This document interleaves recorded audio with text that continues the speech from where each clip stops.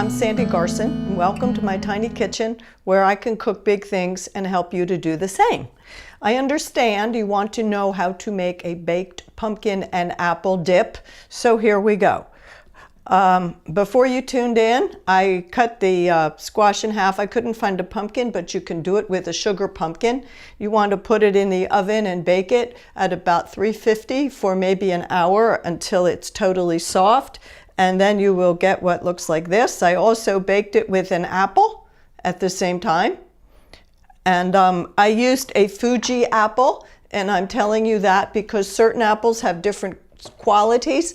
A Granny Smith you would use in a pie because it doesn't mush down, but here you don't want to use something like that. You want one that's going to mush but also have a lot of flavor. So I used a Fuji apple.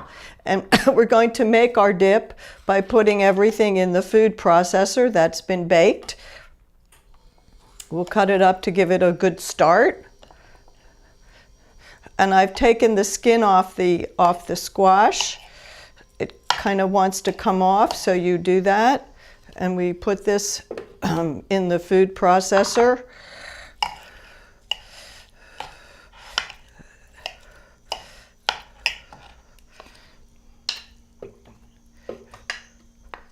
I think I left a piece here to grab my hand on so I'd be able to touch it. And now we can finish that off and put the last piece in the food processor. And now we're going to add a little bit of fresh ginger, and I wanted to show you how much peeled because ginger is wonderful with both apples and pumpkin. It adds a nice flavor, and fresh ginger is always much better, much more piquant than the stuff you find powdered in a jar. And now we're going to think applesauce here a little bit, and we're going to put in some lemon. Lemon is like adding bright sunshine. It makes everything come up nice and adds lots of flavor. I think of it as putting the sunshine in the food. So here we go with some lemon.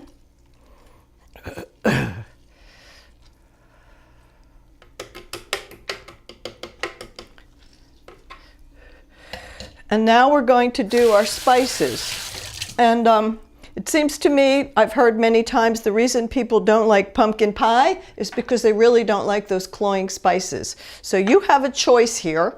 You can put in a teaspoon of curry powder and be done with it, or you can play with spices as you might like them. I'm adding some of the ingredients of curry powder here. I'm adding a bit of cumin, which will keep this from being very sweet. I'm adding a pinch of clove, which, as you know, is quite yummy with apples or applesauce, and also with pumpkin, but not too much. Just a soupçon, a little hint, like a lady's perfume. It adds mystery to it. I happen to be a big fan of nutmeg, so and particularly on apples, I'm putting that in. And a little bit of ground coriander, which is the root of the Chinese parsley, which will also keep it from being cloyingly sweet. Now we've got that all ready, and we're going to put in a pinch of salt.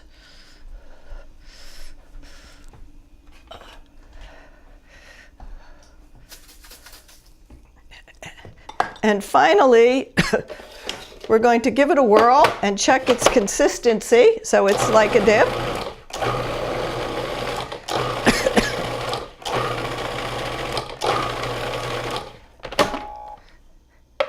And we're not done yet, but for the final, I'm going to put in some Greek yogurt.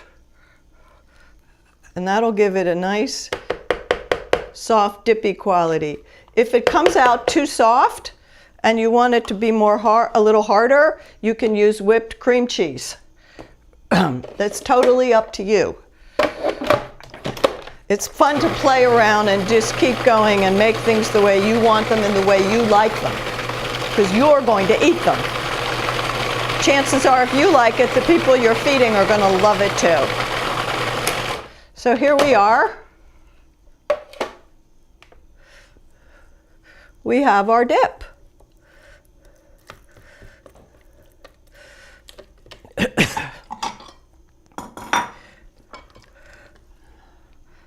Nice color, lovely texture.